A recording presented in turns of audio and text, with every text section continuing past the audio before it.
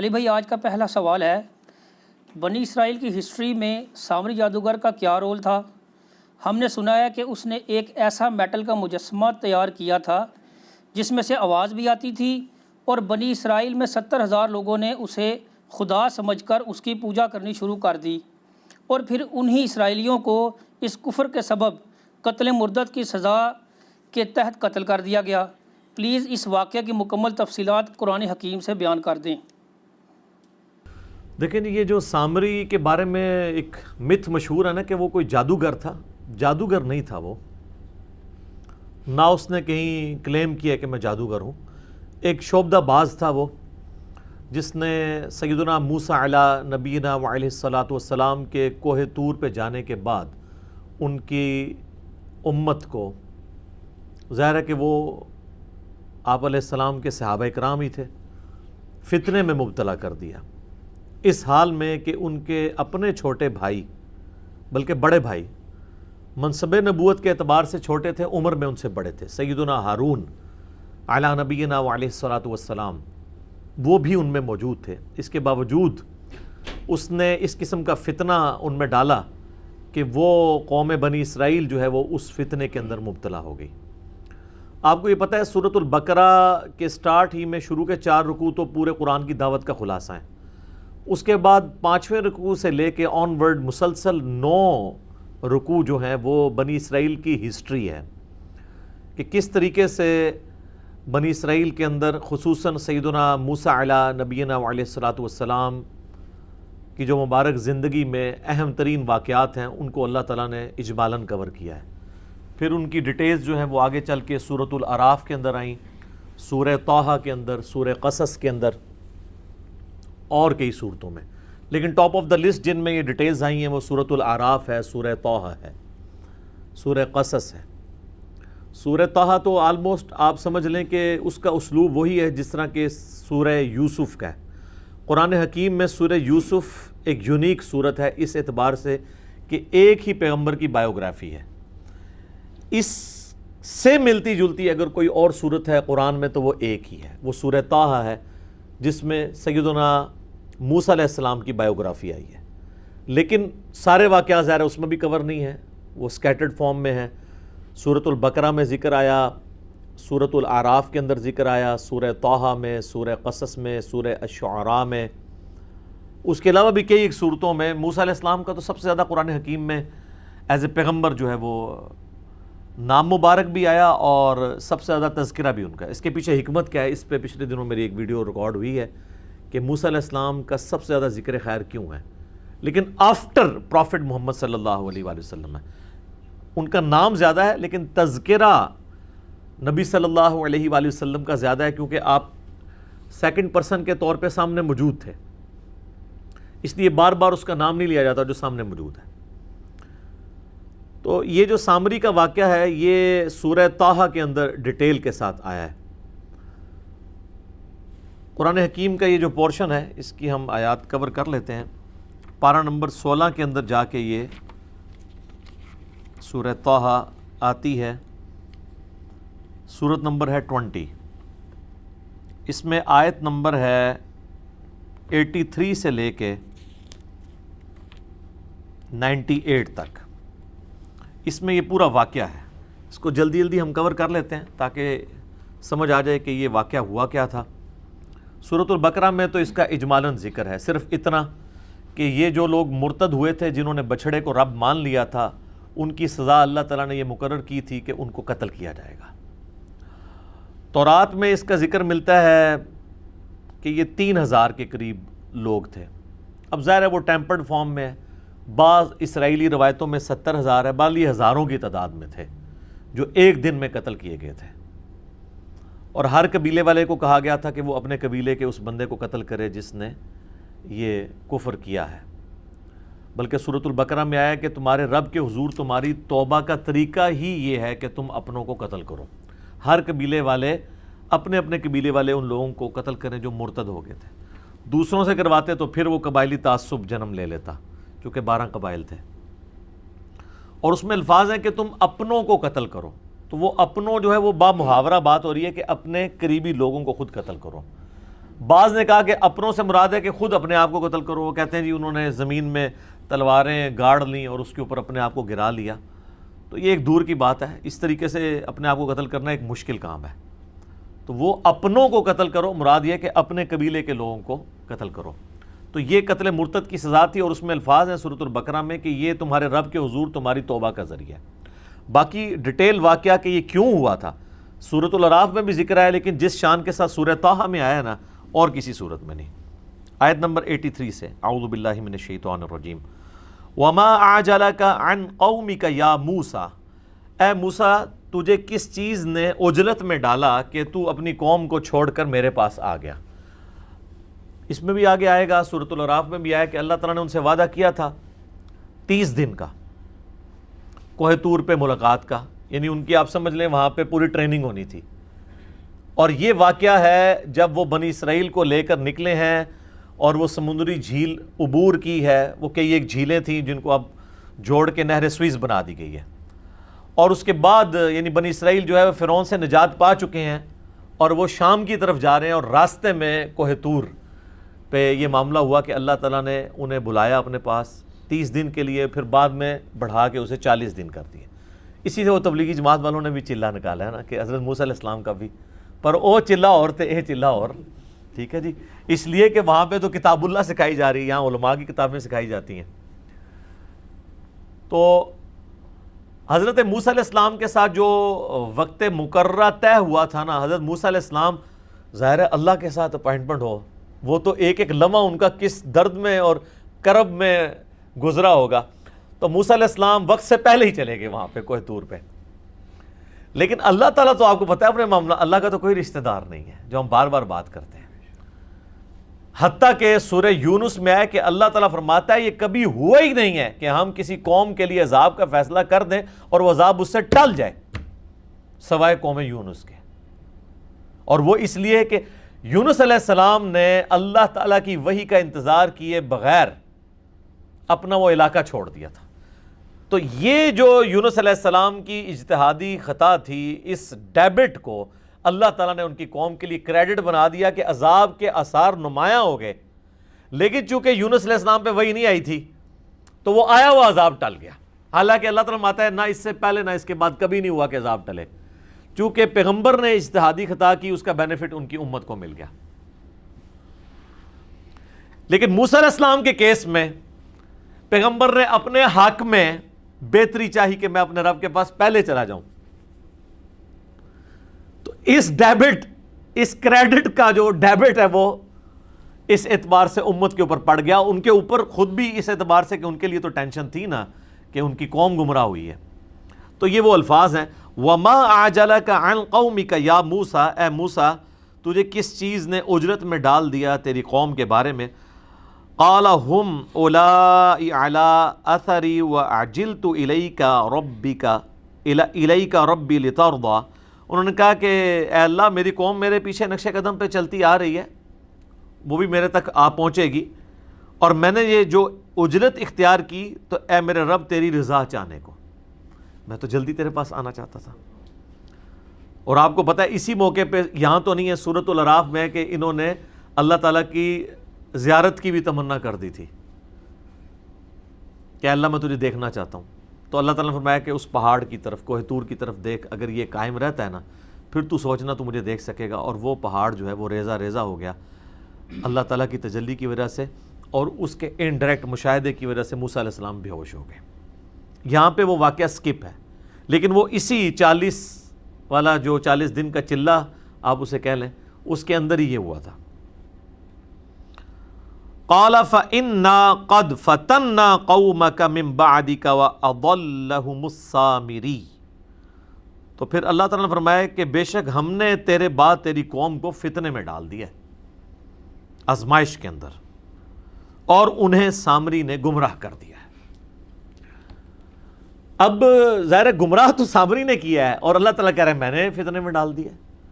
اس طرح کی جتنی قرآن پاک میں آیات ہیں نا جن کے اندر آیا کہ اللہ تعالیٰ گمراہ کر دیتا ہے، اس سے مراد یہ ہے کہ وہ لوگ خود گمراہی کمانا چاہتے ہیں تو اللہ تعالیٰ کی ڈیوائن مور ان کے اوپر لگتی ہے۔ اللہ نے تو آزمانا ہے انسان کو، وَلَنَبْلُوَنَّكُمْ بِشَيْءٍ مِّنَ الْخَوْفِ وَالْجُوعِ وَنَقْصٍ مِّنَ الْأَمْوَالِ وَالْأَنفُسِ وَالثَّمَرَاتِ، ہر طریقے سے اللہ تعالیٰ نے آزمانا ہے۔ تو ذریعہ کوئی بھی بن جاتا ہے، شیطان بھی ایک ذریعہ بنا ہوا ہے آزمائش کا۔ تو ان آیات کا مقصد یہ ہوتا ہے کہ اس سے یہ رزلٹ نکالنا چاہیے کہ اللہ تعالیٰ چاہتا تو اس فتنے کو ٹال بھی سکتا تھا، لیکن اللہ نے اس فتنے کو آزمائش بنا دیا، ورنہ زبردستی تو کوئی اس طریقے سے نہیں کر سکتا، نہ اللہ زبردستی کرتا۔ یعنی اگر اللہ تعالیٰ زبردستی کرنا چاہتا تو اس فتنے سے قوم کو ٹال سکتا تھا، لیکن ان کے لیے ایک آزمائش بن گئی۔ فرجع موسیٰ الی قومہ غضبان آسفا، پس موسیٰ علیہ السلام لوٹے اپنی قوم کی طرف غصے کی حالت میں اور غم کی حالت میں، غضب کی حالت میں۔ اچھا، اس سے یہ پتہ چل رہا ہے کہ وہ 40 دن کا جو ان کی اللہ کے ہاں صحبت تھی نا، اس کے اینڈ پہ اللہ تعالیٰ نے ان کو یہ بات بتائی ہے، ورنہ تو وہ 40 دن بھی ان کے بیچارے کے ٹینشن میں گزرتے، کس طرح وہ 40 دن گزارتے تو فوراً واپس ہی آتے گئے۔ یہ اینڈ پہ یہ بات کی ہے، کیونکہ اس کے ساتھ ہی ذکر ہے کہ وہ فوراً پلٹے، تو ظاہر ہے کہ وہ 40 دن گزارنے کے بعد پلٹے۔ قال یا قوم الم یعدکم ربکم وعدا حسنا، انہوں نے کہا میری قوم کیا تمہارے رب نے تم سے اچھا وعدہ نہیں کیا ہوا تھا؟ یعنی جو توحید کی بدولت ہمیشہ کی کامیابیاں تمہاری مقدر ہونے والی ہیں، کیا تم نے ان وعدوں کو جھوٹا سمجھ لیا کہ تم نے اتنی گری ہوئی حرکت کی کہ ایک بچھڑے کی عبادت شروع کر دی، اور وہ بھی میٹل کا بنا ہوا؟ افطال علیکم العہد ام اردتم ان یحل علیکم غضب من ربکم فاخلفتم موعدی، کیا تم پہ میرے جانے کے بعد اتنا لمبا عرصہ گزر گیا تھا کہ تم وہ عہد توڑ بیٹھے؟ میں کوئی ہزاروں سال کے لیے تو نہیں چلا گیا تھا، 40 دن کے لیے گیا ہوں، 40 دن میں تم نے پیچھے سے یہ معاملہ کر دیا، اور کوئی عام لوگ نہیں ہے، صحابہ ہیں، پیغمبر کی صحبت کی ہوئی ہے، اور ایک پیغمبر بھی بیچ میں موجود ہے، ہارون علیہ السلام۔ یا تم نے ارادہ کیا کہ تم خود اللہ کا عذاب اپنے اوپر حلال کر لو، اللہ کا غضب، اور تم نے میرے ساتھ جو وعدہ کیا تھا اس کی تم نے مخالفت کر دی۔ قالوا ما اخلفنا موعدک بملکنا ولکننا حملنا اوزارا من زینۃ القوم فقذفناها فکذلک القی السامری، وہ کہنے لگے کہ ہم نے کوئی آپ کے ساتھ وعدے کی مخالفت نہیں کی، بلکہ ہوا یہ کہ ہمارے پاس جو قوم کے زیورات ہم نے ان کا وزن اٹھایا ہوا تھا، ظاہر ایک لمبا پیریڈ ان کو سفر کرنا پڑ رہا ہے ریگستان میں، اور انہوں نے اپنی قوم کے جو زیورات اٹھائے ہوئے تھے، عورتوں نے بھی پوری زیورات میں لدی ہوئی تھی، تو وہ انہوں نے ارادہ کیا ہوگا کہ اسے ایک جگہ جمع کر دیا جائے تاکہ ایک ہی اونٹ پہ اسے رکھا جائے اور پگھلا کے اسے جمع کر کے ایک جگہ کمبائنڈ فارم میں آ جائے، اور بعد میں جس کا جتنا سونا اور چاندی ہے اتنا اسے توڑ کے دے دیا جائے گا۔ تو انہوں نے کہا ہم نے یہ جمع کیا اور وہ سامری کے پاس ڈال دیا، تو اس نے سامری نے پھر کام ڈال دیا اس کے ساتھ، اس نے آگ میں اسے ڈالا۔ فَأَخْرَجَ لَهُمْ عِجْلًا جَسَدًا لَهُ خُوَارٌ فَقَالُوا هَذَا إِلَٰهُكُمْ وَإِلَٰهُ مُوسَىٰ فَنَسِيَ، وَلِعَوْذُ بِاللَّهِ تعالیٰ، اس نے جو ہے وہ آگ میں ڈالا اور اس میں سے ایک چھوٹا سا میٹل کا بچھڑا بنا کے، جس طرح گائے کا بچہ ہے وہ نکالا، جس میں سے آواز بھی نکلتی تھی۔ یعنی یہ بیسیکلی تو پیچھے سے یہ بھی مصر کا رہنے والا تھا، اور جس طرح بانسری ہے آپ کو پتہ ہے کھوکھلی ہوتی ہے، اس میں ذرا سی ہوا چلے تو آواز نکل جاتی ہے، وہ آپ آواز خود منہ سے نکال رہے ہوتے ہیں، تو اگر تیز ہوا چلے اور اس طرح کہ اس کا ڈیزائننگ کی جائے تو اس میں سے بھی آواز نکلتی تھی۔ باتیں نہیں کرتا تھا وہ، بس سائیں سائیں کی آواز آتی تھی، اور وہ کہنے لگا کہ یہ ہے تمہارا الہ، اور موسیٰ کا الہ موسیٰ تو بھول گیا ہے۔ استغفر اللہ۔ افلا یرون الا یرجع الیہم قولا ولا یملک لہم ضرا ولا نفعا، اللہ تعالیٰ فرماتا ہے کہ انہوں نے اتنی بھی عقل نہیں استعمال کی کہ یہ ان سے باتیں تو کرتا ہی نہیں ہے، خالی آواز ہی نکل رہی ہے۔ ویسے میں کہتا ہوں کہ موسیٰ علیہ السلام کے ساتھی اس زمانے میں ہوتے ہیں تو انہوں نے ہزاروں کے حساب سے الہ بنا لینے تھے۔ آج تو کمپیوٹر کا دور ہے، موبائل کا دور ہے، گھر گھر ٹی وی لگے ہوئے ہیں، جو مرضی کرا لو، روبوٹاں نو ویکھ کے تو ویسے ہی سجدے ڈگ پینا سی، ٹھیک ہے۔ وہ روبوٹ تو آرٹیفیشل انٹیلیجنس کے ساتھ بھی ہیں، وہ بول بھی سکتے ہیں، یہ فرق ہے جناب۔ تو یہ کوئی اس کو صحابہ کی توہین نہ سمجھے، لوگوں کے دماغ میں فوراً کیڑا آنا شروع ہو جاتا ہے کہ موسیٰ علیہ السلام کے صحابہ کی توہین کر دی تو یہ اللہ نے توہین کی ہوئی ہے، یا نعوذ باللہ یہ واقعات اس لیے بیان کیے ہیں کہ ان کو بیان کرنا ہی حرام ہے، یا توہین مذہب کا الزام لگ جائے گا. یہ ساری کی ساری چیزیں اس لیے ہیں کہ تاکہ عبرت پکڑی جائے. تو اللہ تعالیٰ ماتا ہے انہوں نے یہ بھی نہیں دیکھا کہ وہ ان کے نفع نقصان کا مالک بھی نہیں ہے, نہ ان کے ساتھ وہ کلام کر سکتا ہے. وَلَقَدْ قَالَ لَهُمْ هَارُونُ مِنْ قَبْلِ, اور حضرت موسیٰ علیہ السلام کے آنے سے پہلے ہی ہارون علیہ السلام بھی ان پہ کوشش کر چکے تھے. انہوں نے اپنی قوم سے کہا یا قومی انما فتنتم بہ, اے میری قوم اللہ نے تمہیں اس کے ذریعے آزمایا ہے. اب اس میں چیز بھی کوئی ایسی نہیں تھی لیکن بس وہ آزمائش میں پڑ گئے. وَإِنَّ رَبَّكُمُ الرَّحْمَنُ فَاتَّبِعُونِي وَأَطِيعُوا أَمْرِي, تمہارا رب تو وہ رحمان ہے پس میری اتباع کرو اور میرے حکم کی جو ہے وہ میرے تابع فرمان بن جاؤ. تو ہارون علیہ السلام کی بات انہوں نے نہیں سنی. یعنی ہارون علیہ السلام کو تو پتہ تھا کہ یہ آزمائش ہے, لیکن دو گروہ بن گئے, دو پارٹیاں بن گئی. قالوا لن نبرح علیہ عاکفین حتی یرجع الینا موسیٰ, انہوں نے کہا کہ ہم اس وقت تک اس بت پہ, اس بچڑے کے اوپر اعتکاف کر کے دھیان رکھ کے بیٹھے رہیں گے یہاں تک کہ موسیٰ علیہ السلام آ کے ہمیں خود نہ منع کریں. جیسے یہاں بھی کئی لوگوں کو کہتے ہیں نا یار داڑھی رکھ لو, چھوٹی چھوٹی داڑھی رکھ لو. وہ کہتا ہے جی نبی علیہ السلام خود آ کے خواب میں اشارہ فرمائے تو میں انشاءاللہ میری نیت ہے. تو میں کہتا ہوں نبی علیہ السلام سے 1400 سال پہلے دس گئے ہیں کہ عورتوں کی مخالفت کرنی ہے آپ نے, کم از کم اتنی داڑھی رکھیں کہ یہ شیو آپ کی ختم ہو جائے تو آپ بس گناہ سے آزاد ہیں. تو کہتے ہیں موسیٰ علیہ السلام آئیں گے وہ ہمیں کہیں تو قال یا ہارون ما منعک اذ رأیتم ضلوا, اب موسیٰ علیہ السلام نے تو پتہ ہے پھر غصہ جلال, انہوں نے کہا پہلے تو میں ذرا اپنے بھرا نو پوچھا کہ میں تیری ڈیوٹی لا کے گیا سا, تو کیا کیتا ہے؟ اے ہارون تجھے کس چیز نے منع کیا کہ تو اپنی قوم کو اس طرح گمراہ ہوتے ہوئے دیکھتا رہا؟ اللہ تتبعن, کہ تو میرے پیچھے ہی آ جاتا مجھے بتانے کے لیے کہ تواڈے ساتھیوں نے پیچھے کم پاتا ہے. افعصیت امری, کیا تو نے میرے حکم کی نافرمانی کی؟ قال یا ابن ام لا تأخذ بلحیتی ولا برأسی, انہوں نے کہا اے میرے ماں جائے, یعنی ایک محاورتاً بات کہ ہم دونوں کی ماں ایک ہے, یعنی ہم سگے بھائی ہیں آپس میں, مت کھینچ میری داڑھی اور میرے سر کے بالوں کو. یعنی موسیٰ علیہ السلام نے صرف آپ کو پتہ ہے ان کا تو جلال تھا صرف کہنے پہ نہیں ہے, انہوں نے ان کو سر کے بالوں سے, زلفوں سے اور داڑھی سے پکڑ کے نا خوب جھنجھوڑا. اچھا اس سے مٹھی داڑھی بھی ثابت ہو جاتی ہے کیونکہ چھوٹی داڑھی سے پکڑی نہیں جاتی. تو انبیاء کرام کی تو مٹھی ہوتی تھی لیکن چھوٹی بھی کوئی رکھ لیتا تو داڑھی کے حکم میں وہ شامل ہے. افضل یہ ہے کہ مٹھی رکھے.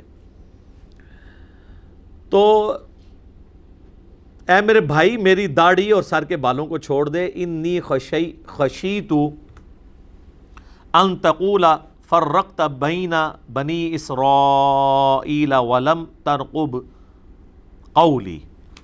تو انہوں نے کہا کہ مجھے یہ ڈر ہوا کہ تو مجھے یہ نہ کہہ دے کہ تو نے جو ہے وہ میرے جانے کے بعد بنی اسرائیل میں تفرقہ بازی ڈال دی ہے, اور میرے جو تمہارے ذمہ میں ڈیوٹی کر کے گیا تھا تم نے وہ ڈیوٹی نہیں پوری کی. کہ ان کو یہ بھی خطرہ تھا کہ میں اگر نکل جاتا ہوں پیچھے حالات مزید نہ خراب ہو جائیں, تو میری موجودگی سے کم از کم میرے حامی جو ہیں وہ تو ایٹ لیسٹ اس کام سے رکے رہیں گے نا. تو موسیٰ علیہ السلام یہ اجتہاد کر رہے تھے کہ تمہیں مجھے آگے بتانا چاہیے تھا, ان کا اجتہاد یہ تھا کہ میں نکل جاتا آپ کو بتاتا اور پیچھے سے کام خراب ہو جاتا تو آپ نے پھر مجھے کہنا تھا کہ تو ادھر سے نکل کیوں آیا, تو اتنے ہی رہنا سی, میں آ ہی جانا سی, میں 40 دن واسطے گیا تھا.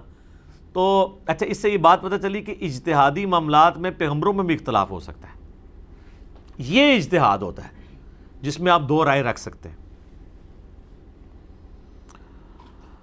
قال فما خطبک یا سامری, اب موسیٰ علیہ السلام جو ہے نا اصل مجرم کی طرف ہوئے کہ ہاں بھی سامری تو سنا بھائی تو ایک کم پایا. قال بصرت بما لم یبصروا به فقبضت قبضة من اثر الرسول, وہ کہنے لگا کہ میں نے ایک ایسا منظر دیکھ لیا تھا جو باقی لوگوں نے نہیں دیکھا, کہ میں نے جو رسول فرشتہ یا موسیٰ علیہ السلام خود ہی جا رہے تھے, شاید جبرائیل علیہ السلام ساتھ ہوں, یعنی یہ اس کی سٹوری ہے. اس پہ بھی اب علماء کا اختلاف ہے. کئی علماء کا موقف یہ ہے کہ یہ اس نے ایک فرضی سٹوری بتائی ہے اپنے اس کو چھپانے کے لیے, کیونکہ جو آواز نکل رہی تھی وہ تو ہوا سے نکل جاتی ہے, یہ نہیں ہے کہ اس سے کچھ ہوا. بعض کہتے ہیں نہیں فزیکلی ہو سکتا ہے کہ اللہ تعالیٰ نے اس قوم کو فتنے میں ڈالنا تھا تو جبرائیل علیہ السلام کے گھوڑے کے جو جہاں جہاں پاؤں لگ رہے تھے وہاں کے اس نے کوئی مٹی اس میں سے اٹھا لی.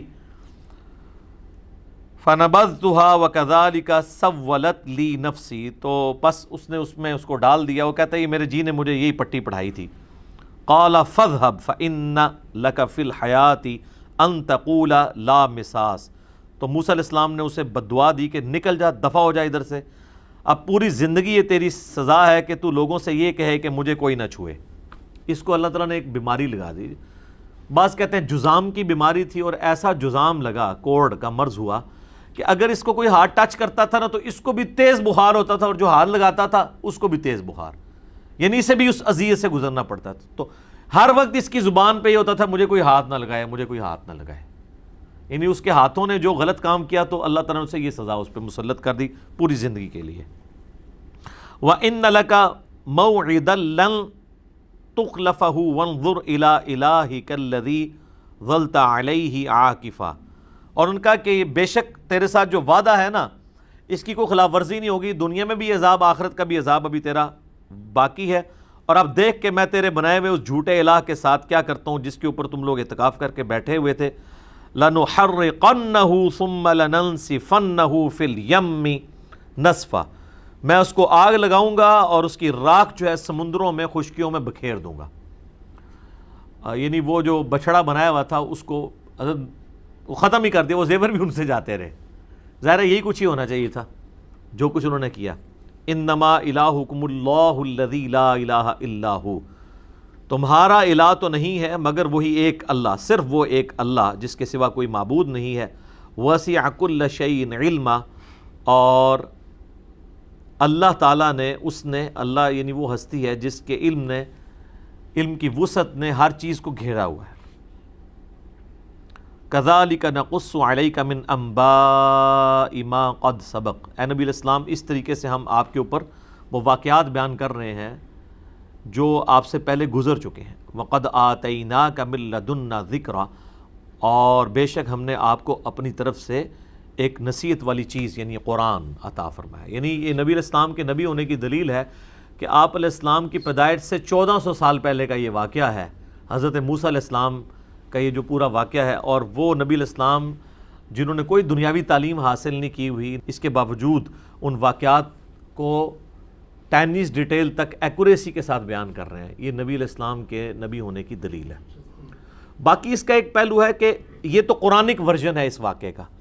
ایک اس کا ورژن ہے جو تورات اولڈ ٹیسٹمنٹ میں موجود ہے, وہ مختلف ہے. اس میں تو معاذ اللہ انہوں نے حضرت ہارون علیہ السلام کے اوپر الزام لگایا کہ انہوں نے یہ بچڑا بنا دیا تھا. جی ہاں, پھر اس میں کنٹراڈکشن بھی ہے. اس میں آپ اگر مولانا مودودی رحمہ اللہ تعالیٰ کی جو تفسیر ہے تفہیم القرآن وہ آپ پڑھیں, انہوں نے دونوں کو کمپیئر کروا کے بتایا کہ کس طریقے سے تورات کے اندر یہ ٹیمپر کیا گیا ہے, اور تورات میں آنے والے اس واقعے میں خود اتنا کنٹراڈکشن پایا جاتا ہے کہ وہ خود ایک طرح کا واقعہ بیان نہیں کرتا. اور انہوں نے بتایا کہ اگر یہ بات ہوتی تو ہارون علیہ السلام کو سب سے پہلے سزا دی جاتی, کیونکہ قتل مرتد کی سزا اگر ان لوگوں کو ہو رہی ہے تو جس نے بنایا تھا تو اس کو سزا نہیں ہوئی. رہا یہ کہنا کہ اس کو سزا قتل مرتد کی کیوں نہیں ہوئی, قتل مرتد کی سزا اگر سامری کو ہوتی تو وہ ایک دفعہ مارا جاتا نا, یہ تو پوری زندگی کے لیے اس کو کوڑ کے مرض میں اور اس عذاب میں مبتلا کر دیا, پھر یہ جنگلوں میں نکل گیا, بڑی ذلت کی موت ہوئی. تلوار مار دی جاتی تو ایک دفعہ ہی جان چھوٹ جاتی, تو اس کو اس سے بڑا عذاب ڈالا گیا. پھر بعض اوقات جو اسرائیلی علماء ہیں یہودی وہ کہتے ہیں نہیں, یہ ہارون کا جو نام آیا نا تورات کے اندر, اس سے مراد یہ والا ہارون نہیں ہے, وہ سامری کا لقب سامری تھا, اس کا نام بھی ہارون تھا. اس طرح کی ایک تعویلات وہ بھی کرتے ہیں. الٹیمیٹلی اس طریقے سے بنی اسرائیل کے جو واقعات ہیں جو قرآن میں آئے اور تورات میں بعض پورشن تو من ون اسی طریقے سے موجود ہیں, بعض میں کنٹراڈکشن ہے. اور یہ کنٹراڈکشن جو ہے یہ اس اختلاف کو اس امت میں اگر کسی نے ریزالو کیا نا وہ مولانا مودودی ہیں. اس سے پہلے جتنی بھی آپ قرآن کی تفسیر ابن جریر طبری کی دیکھ لیں, ابن کثیر کی دیکھ لیں, ان لوگوں نے تو اتنی زحمت ہی گوارا نہیں کی ہے کہ وہ اولڈ ٹیسٹمنٹ کو کھول کے اسرائیلی روایتوں کو دیکھ کے اور ان ساری روایتوں کو نقل کر کے من ون اور قرآن سے ان کا کمپیریزن کروائیں.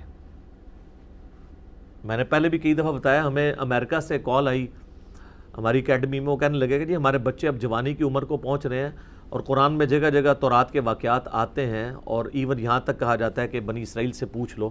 وہ کہتے ہیں جی قرآن کے واقعات پھر آج کی تورات میں ہونے چاہیے، اگر ہیں تو وہ کدھر ہیں؟ تو ہم ان کو کیا بتائیں؟ تو میں ان کو یہی کہتا ہوں تفہیم القرآن پڑھیں، ابن کثیر میں تو آپ کو نہیں ملنا۔ یہ تفہیم القرآن کی جو ویلیو ایڈیشن ہے نا قرآن کی تفسیر میں، یہ پوری امت سے انہیں ممتاز کر دیتی ہے۔ حالانکہ یہ کام ابن کثیر کو بھی کرنا چاہیے تھا، اتنی موٹی تفسیر لکھ دی، ابن جریر طبری نے اس سے بھی بڑی لکھ دی اس سے پہلے، لیکن یہ ایک مسنگ چیزیں تھیں جو قرآن کی تفسیر آپ لکھنے جا رہے ہیں تو پھر ان چیزوں کو ایڈریس کریں نا، تاکہ غیر مسلموں کے سامنے ہم اپنا مقدمہ پیش کر سکیں اور ان کے اعتراضات کا جواب۔ مودودی صاحب کیا کرتے ہیں کہ قرآن میں جو واقعات آئے بنی اسرائیل کے، چاہے یوسف علیہ السلام کے واقعات ہوں، موسیٰ علیہ السلام کے واقعات ہوں، ان سارے واقعات میں کہاں کہاں قرآن غلطی نہیں کھاتا اور تورات میں وہ کنٹراڈکشن کی وجہ سے غلطی ہیں وہ ہائی لائٹ کرتے ہیں۔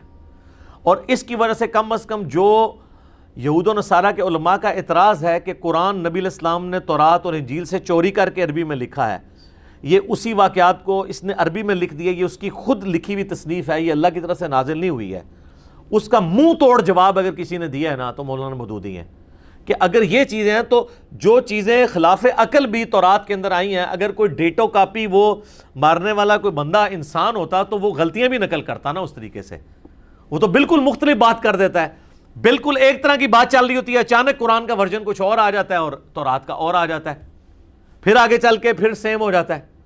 تو وہ غلطیاں کیوں نہیں کاپی کرتا؟ اتنا سمجھدار بندہ کون ہے کہ اس نے اتنے واقعات وہاں سے نعوذ باللہ چوری کی ہیں اور کہیں بھی غلطی نہیں کھاتا، اور آپ کے پاس جو کچھ ہے وہ غلطیوں سے بھرپور ہے، جس میں عصمت انبیاء بھی سٹیک پہ لگ جاتی ہے۔ بسا اوقات انتہائی بےہودہ قسم کے واقعات موجود ہیں۔ لوط علیہ السلام کی 2 بیٹیوں کے ساتھ لوط علیہ السلام کا معاذ اللہ جو ہے وہ نعوذ باللہ من ذالک نقل کفر نباشد زنا کا لکھا ہے کہ اس طریقے سے آگے نسل چلی۔ اس قسم کے حضرت داؤد علیہ السلام کے اوپر یعنی ان کی صحابی کی بیوی کا سکینڈل نعوذ باللہ جو کشف المحجوب میں بھی بعد میں نقل ہوا، تو یہ تورات کے اندر موجود ہے۔ اس طرح کی غلطیاں آپ کو قرآن میں نظر نہیں آئیں گی۔ لہٰذا میں یہ ریکویسٹ کروں گا کہ قرآن کے جو واقعات ہیں نا جی، جتنے قرآن میں آئے ہیں یا صحیح الاسناد احادیث میں اس کی سپورٹ میں، بس اتنا پڑھا کریں۔ باقی کہیں پہ کوئی اسرائیلی روایت آتی بھی ہے نا تو اب ابن کثیر نے بھی کئی ایک اسرائیلی روایات اس کے تحت نقل کی ہیں۔ بلعام بن باورا کے بارے میں میرا کلپ ریکارڈ ہوا، اس میں بھی انہوں نے کچھ کی ہیں، اس میں بڑے بیہودہ واقعات بھی پھر آ جاتے ہیں، اور بیہودہ واقعات آتے ہیں جن کی کوئی اصل نہیں ہے، وہ کوئی تفسیر کر کے کوئی خدمت نہیں ہے، بہتر ہے کہ ان کو سکپ کیا جائے۔ قرآن کی وہ تفسیر نہیں ہے، بلکہ وہ آپ کہہ لیں کہ قرآن کی تفسیر کرنے کے لیے ایک کوئی ضرورت سے زیادہ واقعات لکھتی ہیں جن کی کوئی ضرورت نہیں تھی۔ قرآن کا مقصد ہے تذکیر، نصیحت، وہ ان واقعات سے آپ کو نصیحت مل جاتی ہے، اور وہ نصیحت یہ ملتی ہے کہ شرک اتنی بڑی بیماری ہے کہ وقت کا پیغمبر موجود ہو، زندہ ہو، اس کے باوجود شیطان کسی نہ کسی طریقے سے امت میں شرک داخل کرنے کی کوشش کرتا ہے۔ تو اس امت کو بھی محتاط رہنا چاہیے۔ ادھر کہانی کرائیے شرک ختم ہو گیا، شرک ختم ہو گیا، وہ تو میں نے پورا ان کا پوسٹ مارٹم کیا ہے۔ یوٹیوب پہ ایک میرا کلپ ہے وسیلے کے نام پر دھوکہ، اس کے اینڈ پہ میں نے اس ٹاپک کو بھی ایڈریس کیا۔ اس سے پہلے بھی آپ یوٹیوب پہ ویسے لکھیں نا کیا شرک اس امت میں ختم ہو چکا ہے، تو کئی کلپ میرے کھل جائیں گے۔ اس کانٹیکسٹ میں بڑی ناانصافی اگر میں وہ حدیث بیان نہ کروں جو صحیح بخاری اور صحیح مسلم دونوں میں موجود ہے۔ نبی علیہ السلام نے فرمایا تم بھی اگلے لوگوں کے نقش قدم پر چل پڑو گے، قدم با قدم، بالشت بر بالشت، حتیٰ کہ اگلے لوگوں میں سے کوئی گوہ کے سوراخ میں داخل ہوا تو تم بھی یہی کام کرو گے۔ صحابہ کرام نے پوچھا یہ اگلے لوگوں سے مراد کیا یہود و نصارہ ہیں؟ آپ نے فرمایا اگر وہ مراد نہیں تو کون سے لوگ مراد ہیں؟ مراد یہ کہ یہود و نصارہ کی خرابیاں جو تھیں وہ اس امت میں بھی آئیں گی۔ ظاہر ہے بیسک ہیومن انسٹنکٹ تو وہی ہے، اس وقت بھی سیکس پوٹنٹ جذبہ تھا، آج بھی، اس وقت بھی دنیا کی حکمرانی ایک انسان کی بہت بڑی ول ہوتی تھی، آج بھی ہے۔ اسی لیے دیکھیں الہامی کتابیں کبھی پرانی نہیں ہوتی ہیں، کیونکہ الہامی کتابیں انسانی نفسیات کے ساتھ ڈیل کرتی ہیں۔ انسانی نفسیات کبھی پرانی نہیں ہوگی، ٹیکنالوجی پرانی ہو سکتی ہے، انسانی نفسیات تو وہی ہے۔ ماں باپ کا رشتہ آج سے 10,000 سال پہلے بھی تھا، اب بھی ہے۔ میاں بیوی کا رشتہ آج سے 10,000 سال بھی تھا پہلے، آج بھی ہے۔ حکمرانی کی لالچ اور تڑپ آج سے 10,000 سال پہلے بھی تھی، آج بھی موجود ہے۔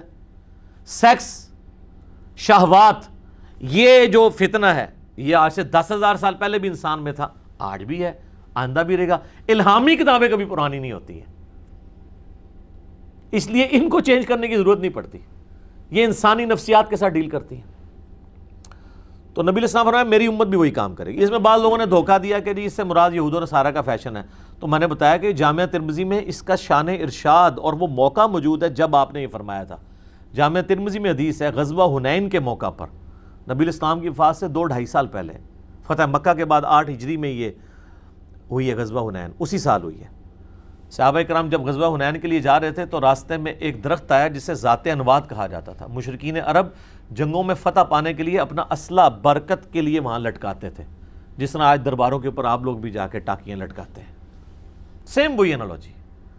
تو صحابہ نے کہا یا رسول اللہ آپ ہمارے لیے بھی کوئی اس طرح کا درخت مقرر کر دیں، برکت ہم اس سے حاصل کریں۔ آپ نے کہا سبحان اللہ۔ یہ جب نبی علیہ السلام اس طرح کے موقع فرماتے تھے یہ آپ کے جلال کا اظہار ہوتا، اللہ پاک ہے، کیا شرکیہ بات ہے، یہ محذوف ہے، سبحان اللہ عما یشرکون، یہ بریکٹ میں ہے۔ آج تو تم نے وہی بات کر دی جو موسیٰ علیہ السلام کے ماننے والوں نے کی تھی، کہ جب وہ ایک جگہ سے گزرے اور انہوں نے دیکھا کہ کچھ لوگ بتوں پہ اعتکاف کیے ہوئے بیٹھے ہیں، انہوں نے کہا اے موسیٰ آپ ہمارے لیے بھی ایک بت مقرر کر دیں اللہ کا، اس کے اوپر ہم دھیان کر کے بیٹھ جائیں۔ تو حضرت موسیٰ علیہ السلام نے کہا تھا اے اللہ اس جاہل قوم سے میں تیری پناہ میں آتا ہوں، سورۃ الاعراف آیت نمبر 138۔ اچھا حضرت موسیٰ نے اسی وقت بھانپ لیا تھا یہ جاہل قوم ہے۔ یہ جو اعتکاف والا جو واقعہ ہوا تھا نا کہ انہوں نے ریکویسٹ کی تھی، یہ ان کے بچڑے کو خدا بنانے سے پہلے ہو چکا ہوا تھا واقعہ۔ اس کے بعد جب انہوں نے دال لگا انہوں نے کام پا ہی لیا سامری کے ذریعے۔ تو نبی علیہ السلام نے اس موقع پہ جامعہ ترمذی میں آتا ہے کہ فرمایا کہ تم بھی اگلے لوگوں کے پیچھے چل پڑو گے، یعنی جو شرکیہ عقائد اور مشرکانہ رسومات اگلی قوموں میں تھی اس قوم میں بھی آئیں گی اس امت میں۔ تو سر دیکھ لیں کوئی ایک بات بتائیں جو اگلی قوموں میں تھی اور یہاں پہ موجود نہیں ہے، کوئی ایک چیز بتائیں۔ اگر وہ بتوں کے آگے جھکتے تھے تو آپ کے لوگ بھی قبروں پہ جا کے سجدے کر رہے ہیں۔ فزیکلی وہ بت نہیں بنایا لیکن کسی اور فارم میں تو بنا ہی لیا نا، اور ان مزاروں پہ رکھے ہوئے پتھروں کو چاٹتے ہیں۔ اور تو اور آپ کے پرائم منسٹر صاحب کتنے پڑھے لکھے بندے ہیں، وہ فرید الدین گنج شکر کے مزار کے اوپر جا کے ان کی وائف نے انہیں گرا دیا ہے، ایک پڑھے لکھے بندے کو جس نے اسلامک ہسٹری کے اوپر کتاب لکھی ہوئی ہے، جو ہمیں جو ہے وہ لیکچرز کے اندر جو ہے وہ جنگ یرموک اور قادسیہ، رومنز اور پرشین امپائر کی جنگوں کے حوالے دیتے ہیں، اور کہاں پہ بھی اس پہ میری ویڈیو آ گئی تھی۔ تو یہ نیچے تک چیزیں ٹریول کرتی ہیں۔ پھر تو اس واقعے سے آپ نے یہ عبرت حاصل کرنی تھی کہ شرک اتنی خطرناک چیز ہے کہ وہ کسی بھی وقت داخل ہو سکتی ہے، حتیٰ کہ وقت کا پیغمبر بھی موجود ہونا تب بھی یہ داخل ہو سکتی ہے۔ تو سر آج تو پیغمبر موجود نہیں ہے، تو آج بھی داخل ہوگی اور ہوئی بھی نظر بھی آتی ہے۔ اذانیں شروع ہو چکی ہیں، بقیہ کے سوالات انشاءاللہ تعالی اذان کے وقفے کے بعد۔